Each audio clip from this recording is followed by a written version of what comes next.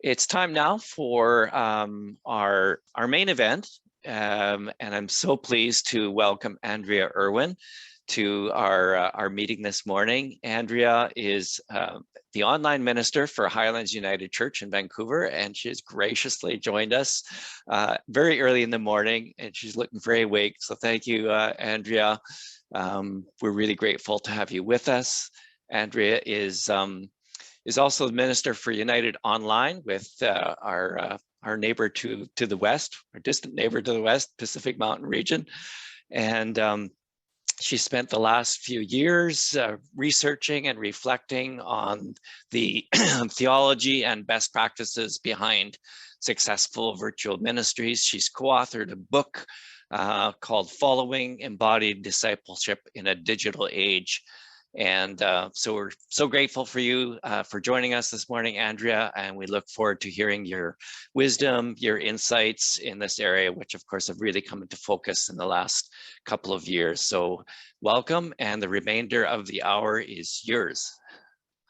Thank you. Thanks, Dale. It's always intimidating speaking after somebody reads my own bio. I don't like that one bit. Thank you, everyone. And it's great to be here. I see some familiar faces, and it's lovely to get to meet the rest of you. My name is Andrea Irwin, and I am coming to you from the unceded territory of the Squamish, the Tsleil-Waututh, and the Musqueam Nations in Vancouver, British Columbia. So the next 30 minutes that we have together is really meant to be kind of an introduction to some approaches to digital ministry. And I know that these conversations can often feel a bit like drinking from a fire hose. So I want to first begin by giving you a permission slip. You do not need to do any of the things I might suggest this morning. And also I have a page of notes that I'm happy to circulate afterwards. So you can feel free to just sit back and listen, and we'll save 10 minutes for some breakout group conversations at the end of our time together. And then Dale, if it's okay, I'll just offer myself up to spend an extra 10 minutes afterwards for anyone who has questions. So there are a lot of ways to do this digital thing, and all of them require time and energy and resources and a lot of community support.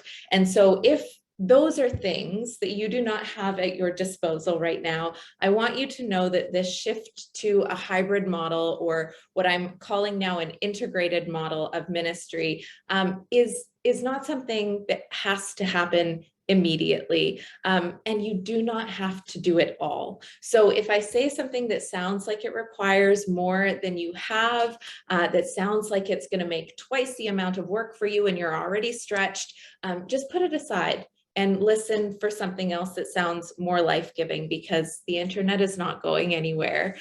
And I will also be completely forthright in saying that my personal experience in this work is in an urban church that has been blessed with resources, and most importantly, a really decent internet connection. So I know that not all of you are in the same position, and I will spend a few moments of our time together looking specifically at some of the tech light ways of doing digital ministry that I really hope will encourage you in those circumstances to not write this off entirely.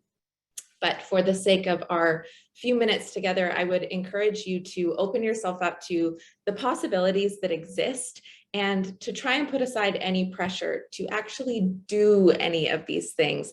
Make note of what sparks something for you, what you might want to follow up on, or what seems like it's in alignment with your church community, and then please feel free to leave the rest. But before we dig into really what digital ministry is and how we do it well, especially in the context of our COVID world, I'd like to take a step back and talk a little bit about the why.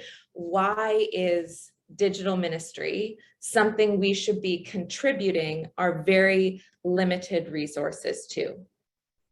There are, in case you're statistics people, there are over 4 billion people using the internet, and every single one of those 4 billion people are searching for something.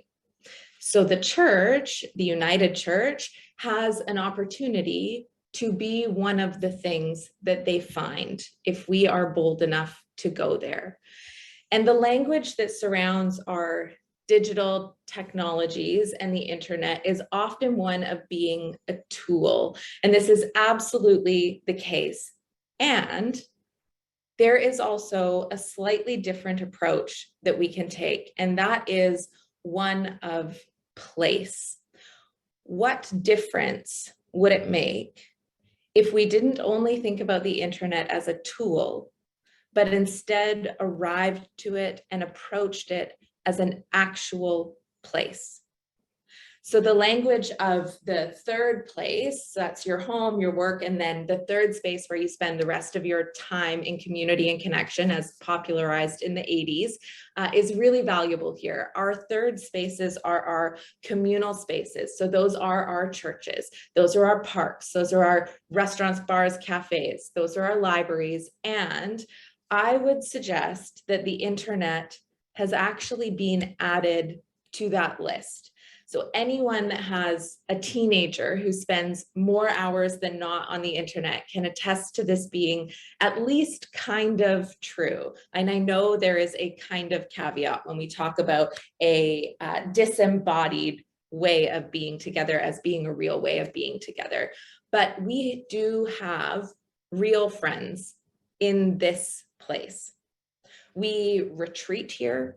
We escape here, we check in here, we arrive here, we leave here, we feel at home here, and there is a sense of belonging here.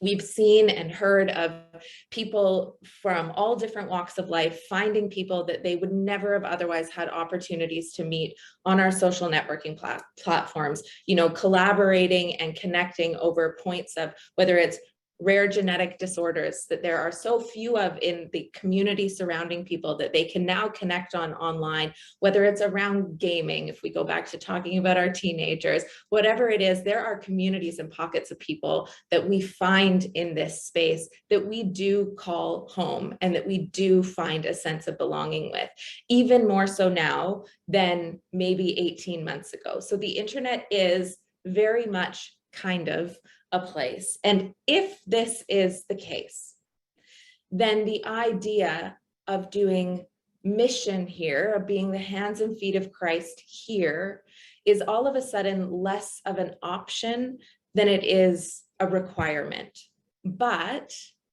And it is also less intimidating because we do know how to do this. So discipleship post-COVID, or in this kind of weird, almost post, not quite post-COVID, will there be such a thing, is not only about inviting people into the stories of Christ. It's about living our lives of faith in a way, and here's the catch, in a place that shares those stories with other people, that makes that visible, where we can be witnesses to those stories. And it's about the work of noticing where Jesus is, noticing the work of the Spirit, noticing the move of God in this new and, for many of us, foreign land. So if we look at the internet as a place, we can apply all that we know about missiology, all we know about bringing good news to places that seem unfamiliar with it. We can apply all of that without the frantic sense that we do not know what we're doing. We do know what we are doing. You know what you're doing. We are preaching the good news of resurrection in churches. We're preaching that news in the streets. We are preaching that news in our prisons. And now we are preaching it in the algorithms. So yes, the internet is a place, and we have the tools to do this work there if we define it as such for ourselves.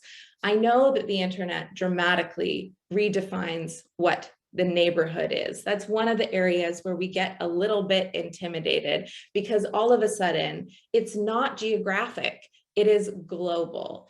And still, we have an opportunity to serve here from within our very unique context. Your church and my church may have very different approaches, very different visions, very different missions, and we can be ourselves in this global space. There is no competition, I like to say, on the internet. That scarcity mindset that we have, it doesn't exist in a place where everything is available to everyone for free all of the time at the click of a button. There is an abundance here, and there is room for all of us here. The important thing is that we consider showing up. So to really look at the internet as a place is to reread our Great Commission and to hear Jesus say, go to all the nations, and read into that this new place, this new nation where geography gets complicated and things get messy, but where redemption is so, so needed. And so where I come from, that's the why.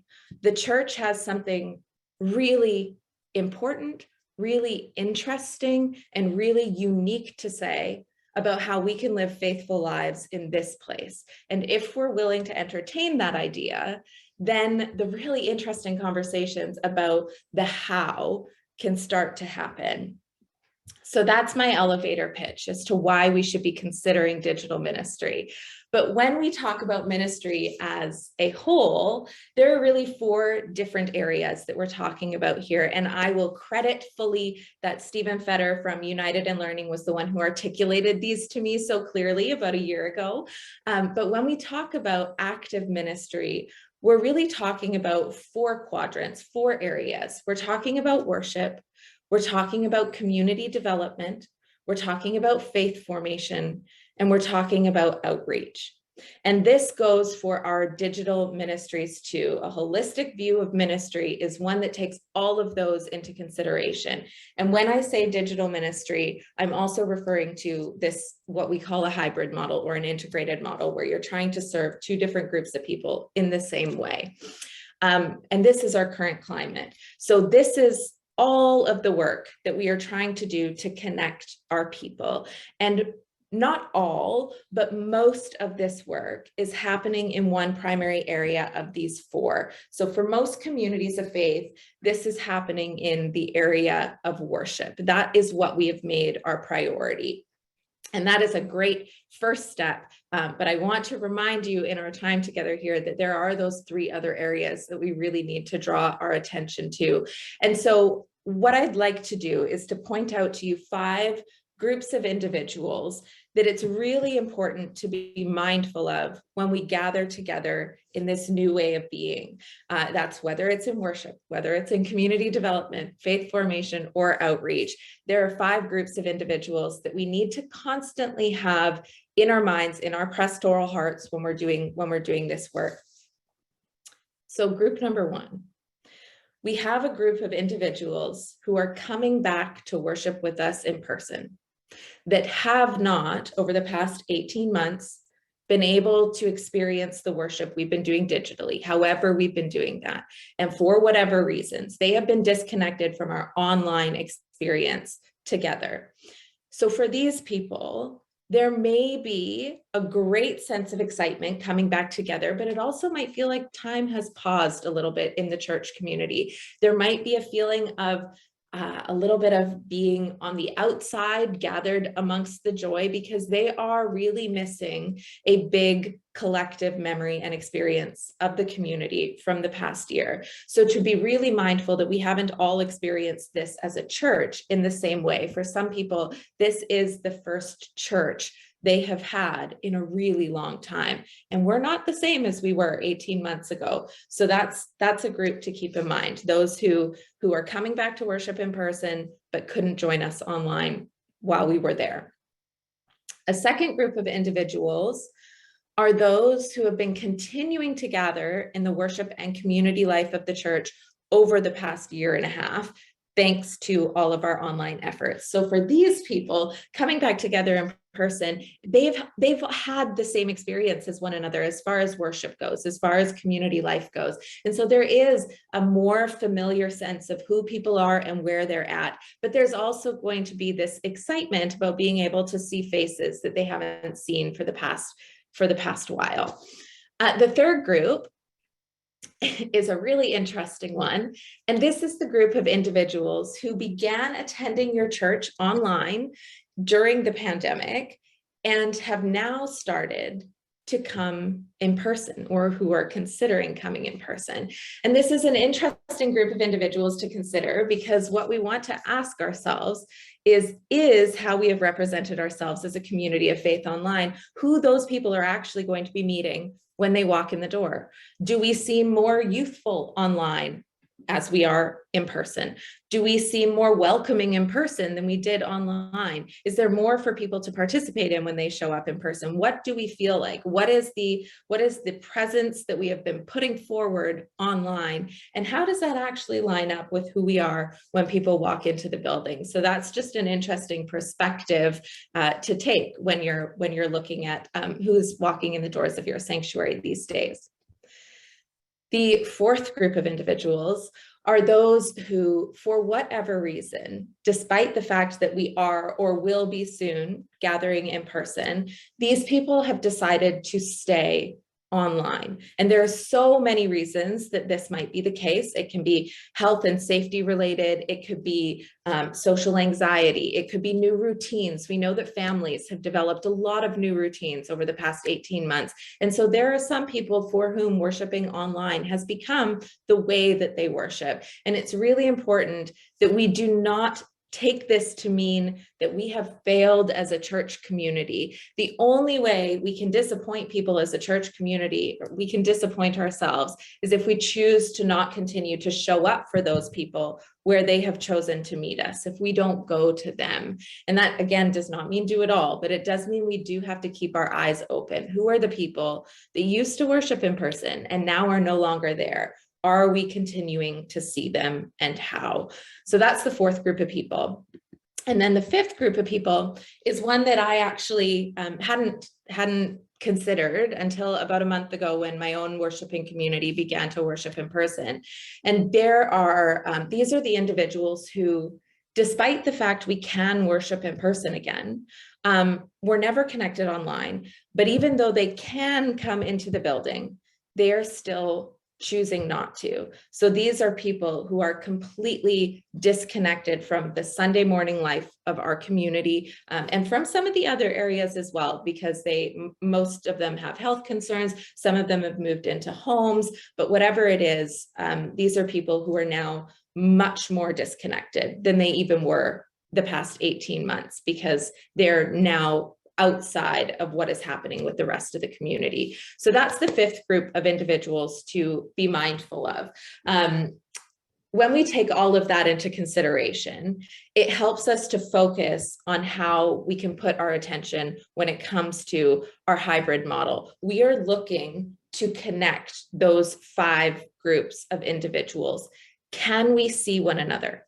How can we see one another? Can we hear each other's names? Even if someone can't gather with us, doesn't have the technology to be on screen, can we hear their name in prayer? Can they write a prayer that we list as being something that they have offered to the community, so people hear that name? How can everyone be involved? And that's the question. All five of these groups are a part of your community, and we need to tend to all of them. And more importantly, we need to connect all of them. It's not about just making sure that one person has the responsibility for this group of people. It's about making sure that those communities talk to one another.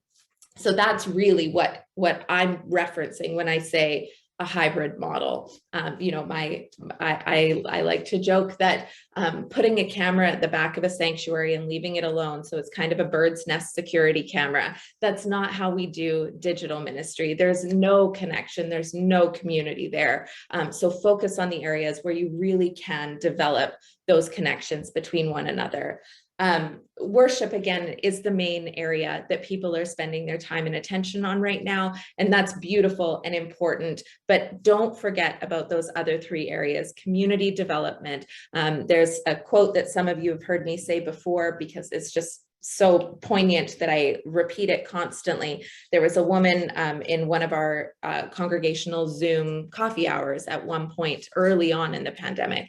And what she said about her Sunday morning experience was that she was this happened to be when the community in question was worshiping on Zoom. And she said it was so nice to be worshiping on Zoom because she was used to being able to see if someone got a haircut from sitting behind them. But when she was on Zoom, she could tell if someone was crying.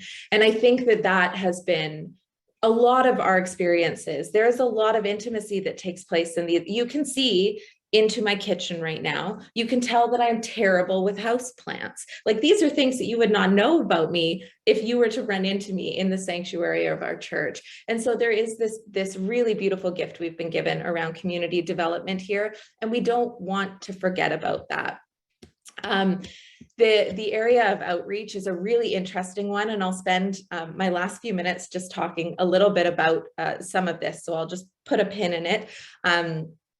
But then the area of faith formation is the fourth one. And so are we offering ways for people to grow deeper in their faith in this way? If someone is only joining us online, do we have something that we can offer to them that they can participate in online that's going to help them feel not only that they're connected with the community, not only that there's a way for them to serve, not only that there's a way for them to worship, but there's a way for them to learn and to grow in that faith? Do we have options for that?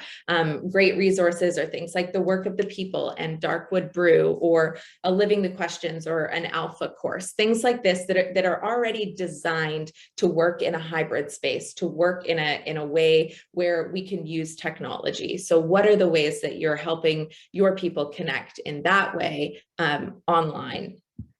So I mentioned outreach, and there are some really amazing things that communities are doing as far as outreach goes. One of the most important things for the community that I worship and serve is that the people who are only attending online have ways to serve one another. If we're looking for volunteers, make sure that you have things that only your digital people can participate in. That has been so important. One of the questions we get around this kind of work is often about resources. It is expensive to have technology. So first of all, there are lots of resources that are not that expensive. And you can be in touch with me if you want to have those nitty-gritty conversations. But one of the things that churches have that I think the United Church has tended to be a little bit more uncomfortable with over the years, churches have developed a beautiful and liturgical practice and way of asking for money. I know my community is in a stewardship month right now, and I don't know that we have ever asked for money as explicitly as we have during this time. And it's made a big difference. This kind of work, this kind of ministerial work, it is costly. It does have a price tag attached to it, and letting people know the value of that. People are aware just how much of a difference this made to their lives, and letting them know that this isn't magic. Like, there are people here and equipment here that are tending to this space, and that actually does cost money. That's been something that I think our churches have really taken to heart and really run with. But the technology aside, we've been asking for money more explicitly in this space for other things too. And I know a colleague of ours, Nick Phillips, out east, has had a campaign to get new doors put on their church building, and that's what they were focusing their financial efforts on. And they received a donation that almost all but covered the entire installation of these doors from someone here in Vancouver who would never walk through the doors of that church. And that to me is just so incredible. People really, especially when they can't serve with their bodies, they do want to give. And so just a reminder that you can ask for what you need in that space. One of the things that an amazing group of individuals that I spoke to recently had done, their United Church women's group had recognized that they were able to do online sales in this time. And what they started doing, the UCW loved to make meals, and they realized that something they could do was sell frozen meals to people. So they use their UCW recipes and they make meals, they freeze them, and they're able to sell and deliver those to people online. So there are lots of ways that people are using this technology to connect in an outreach kind of way. But one of the areas that has been really fascinating for me is the way that communities who are digital light are connecting. And I'll give 3 quick examples, and then I'll send us into some conversation for 10 minutes. One of the communities here in Vancouver, Gordon United Church in Victoria, what they have started doing with their community is doing a radio broadcast, but doing a radio broadcast in the local vicinity of the church. So they don't need to deal with the CRTC stipulations of what broadcasting is. They set up a radio transmitter and they invite people to do, I call it drive-in church, but they called it worship in the parking lot. But they drive their cars to the parking lot of the church if they are not comfortable coming into the building, or if they don't have the technology at home, and they can turn their car radio station to the one that is broadcasting the service from inside and sit in their cars and listen to that. Or throughout the summer, and even now, if they're uncomfortable in the building, they social distance their chairs in the parking lot and have the speakers there and worship that way. Another community that I was speaking to has set up a quote unquote party line. This is a conferencing call system that they literally set up in the pulpit so that on a Sunday morning, anyone can pick up the phone and just dial into the service. It's not connected to Zoom. It is just a landline that they use for people to call in and listen to the service. And following the service, the minister will hop on and have a conversation with those who are on that call. And another opportunity was a congregation in, somewhere near you, it'll come to me, decided that during COVID, what they would do was at 6 o'clock every night when people were celebrating the healthcare workers, they would ring the church bell. And one of the things that happened was that people realized, even though they couldn't go to the church, that the church was still coming to them. And so I think that's Reverend Lynn Watson. And she quoted to me that there was a woman that she ran into in the local parking lot of the post office who said, through that experience, through knowing that the bell was going to ring every single night, I realized that God hadn't abandoned me in this time. None of that has anything to do with internet technology. And yet people are staying connected digitally. We go back to the fact that the church has been a digital community since it started. Paul wrote letters to communities he was never going to meet face to face. That is digital ministry. And so to remind ourselves that we actually do have permission to think a little bit outside of the box. It doesn't mean you have to have a great internet connection. The important thing is, how do we connect these 5 groups of individuals? So a lot of information. I want to keep going, but I'm not going to. It is 7:54 in the morning and my coffee has kicked in. So this is a perfect opportunity to send you into breakout groups. I have a couple of questions, and what I'll do is I'll copy and paste them into the chat, and maybe I'll let Dale, you set the timeline for that. And then, like I said, once we close, I'll hang out for a handful of minutes for people to ask questions. So the questions that I have, you can answer in either or. Make sure that you know one another in your group. But the question I'd really like you to bat around with one another is, which of these 4 ministry quadrants speaks most powerfully to your church's vision and mission? And how are you, or are you at all, considering doing that work in a digital or integrated or hybrid way? And if that question feels like too much, the other question is, in what ways has your church community changed because of your ability to exist in this way?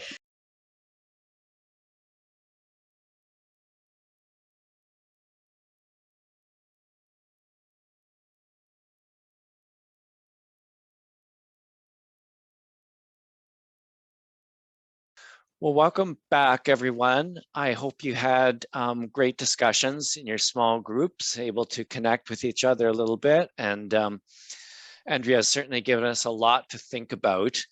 I think what we're going to do is, I'm just going to thank Andrea for being with us. And then if you need to be on your way, you can do that, because it is after the hour. But feel free to just kind of stay in the room informally, and if you have some questions for Andrea, feel free to do that. If you have some insights that came out of your group that you want to share, feel free to do that in that sort of more informal time.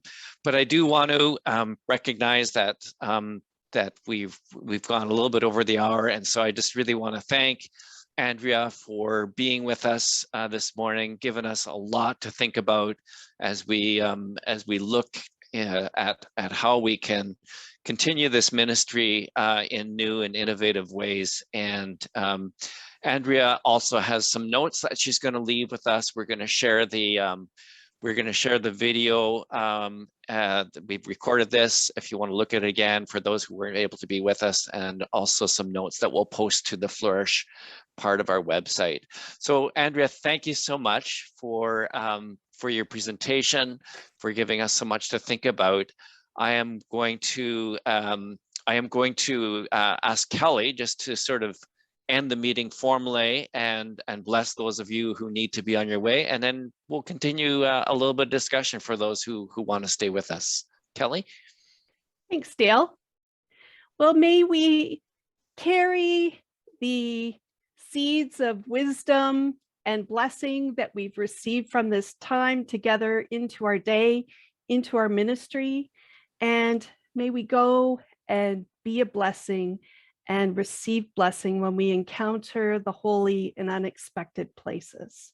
So there's a question for you, Andrea, in the chat from Cam. He says, quick and dirty, what are the top 5 mistakes, failures, learnings of the past 18 months?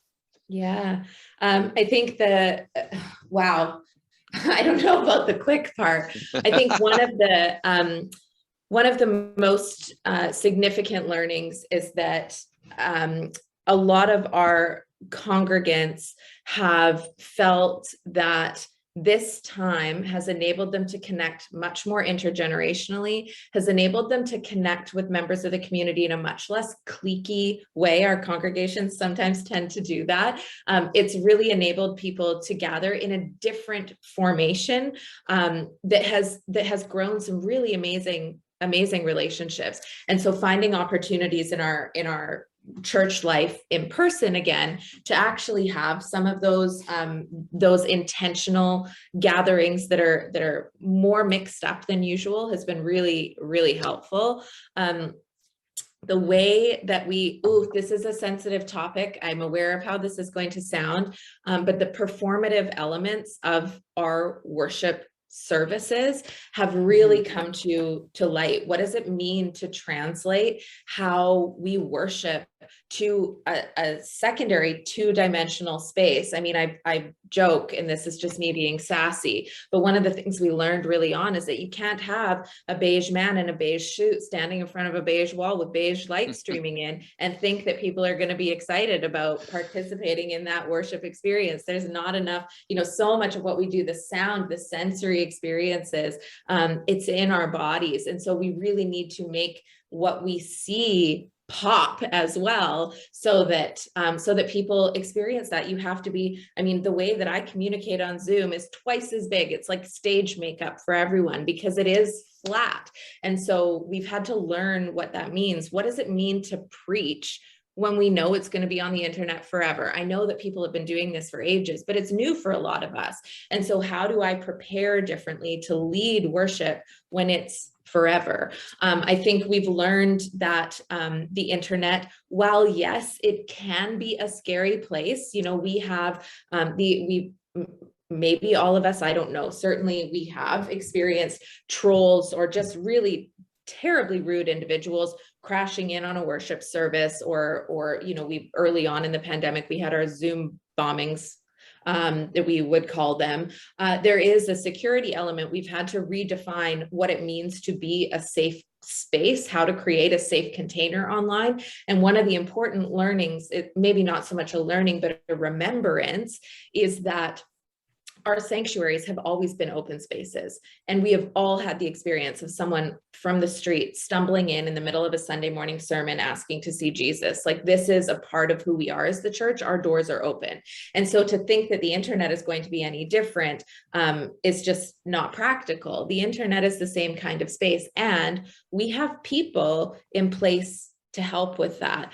The most valuable piece of information I received was actually before COVID, but it's governed the entirety of digital ministry as far as I participate in it. And that was a pastor down at a United Church of Christ congregation in Pennsylvania, Reverend Jessica Cast. She has a really beautiful presence on social media, and so does her church. And I asked her what her social media philosophy was. What was her philosophy of putting things online? And she said, I never put anything online that I do not have the energy to attend to afterwards. And that changed kind of everything for me, because that's what we're trying to do. These spaces, whether it's social media, whether it's our Zoom coffee time, whether it's our worship services, if we put something online, we cannot expect that that's going to grow relationships unless we're there tending to it and growing and cultivating those relationships. And so if you do not have the staff resources or the time or the energy or the care in the world to show up again and again to the place where you're putting this, to the place where you're housing this, then that's not actually a good use of your time, because there's nothing there for people. So whether that's your Facebook page or, again, your Sunday morning worship, if you pre-record and put it online, that's great. That's beautiful. That is kind of going back to basics. When we were live streaming, 10 years ago, we called it pajama church. That's the church that people who already know and love your community, they show up to when they're not there, when they're sick, when they're snowbirding in Florida. But in order to call this a digital ministry, we have to have people there. So when they show up online on a Sunday morning, are there people in that space chatting? Is there a host? Are there people taking prayers? Do they know where they can go for more information? That kind of engagement is really key. And so much of our, we've got it online, it's plug and play, now it's hands off. No, we have to be able to show up over and over again in that space. And if we don't have the resources to do that, it's not worth it, because then we're not treating this as a place. We're not treating these as relationships. We're going back to this simply being a tool, and that, it aligns with with another key learning, which is that our metrics have changed. It's not about, heaven forbid, the butts and pews. Like, what we consider to be successful in an online ministry, when anyone can be anonymous, the people likely are not going to financially give, at least not right away. So what is it that we're considering as success is the wrong word, but what does faithful participation in that space look like? How do we hold one another accountable? So that redevelopment of metrics has been really important. And then finally, this is probably point 20 instead of point 5, but I would say that our churches have learned that what we have said is our vision, our 5-year ministry plan, our mission, that might not actually be where we're putting our time and energy and talents and treasure during this time. I think that we have a really beautiful opportunity right now to reevaluate who we say we are. So I invite congregations into having that conversation and to giving a really hard look at where time and energy was spent this past year. And maybe it aligns perfectly, but if it doesn't, what a great opportunity we've been given to, call our 5-year ministry plan short and do a reevaluation. Another question in the chat box, Andrea. Karen says, key point that rose in their small group is, how do we connect the 5 groups? And there was lament over not having the young families coming back. I don't know if that's something you've sort of heard about and experienced. And so the question is, how do we connect that group with those who have returned? Yeah, I also feel that sense of lament. There's a lot of grief in the disconnection between those 5 groups.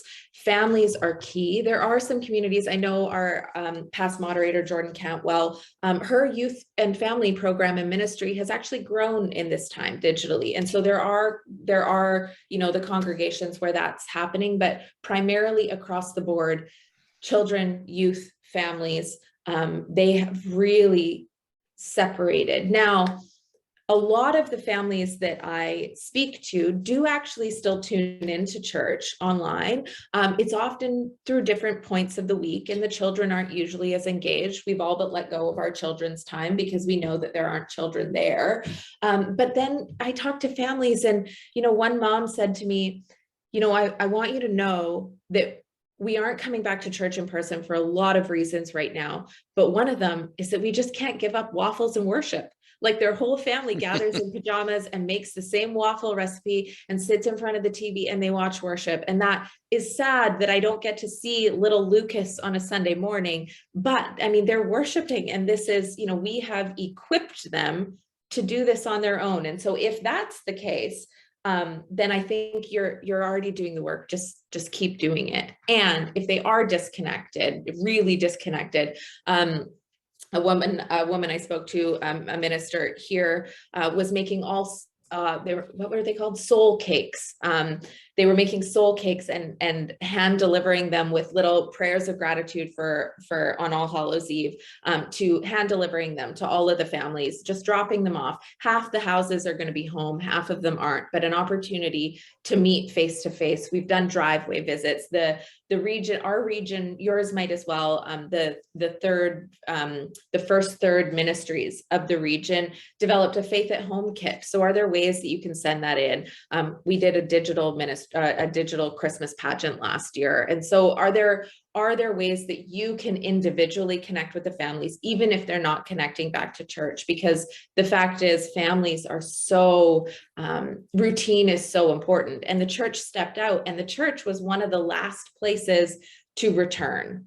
Soccer returned before church did. And so that slot might have gotten filled up. So how can we continue to show up for them? Do we need to do a messy church on a Saturday instead? Is that something you haven't had success with before, but maybe you will now?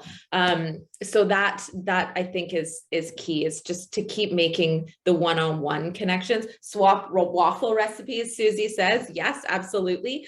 We, we did a welcome back barbecue on our first Sunday back together. And one of the things that we did was, in our Friday email, we sent out the recipe for someone's potato salad. We sent out the recipe for the hamburgers. We told people, we wrote a grace that was from someone who wasn't going to be at the barbecue, but a name that people would recognize. And so there are ways that you can give people, again, the technology. It's not about live streaming everything. It's about connecting people and being in relationships. So, the phone tree has been the most beautiful digital technology in this time. And pairing, early on, we paired seniors with young adults who knew the technology, who were patient enough to walk people through this. So now, is there a continued way of doing this? Has someone been really uncomfortable connecting digitally, but now, they're feeling a little bit more, they've seen everyone do it, their friends have done it.